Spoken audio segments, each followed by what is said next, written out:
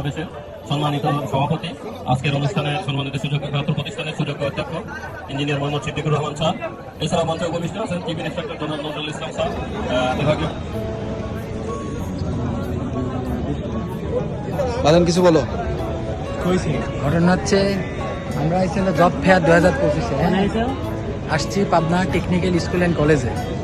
তো এটা 5 দিন ব্যাপী হবে এই মেলাটা।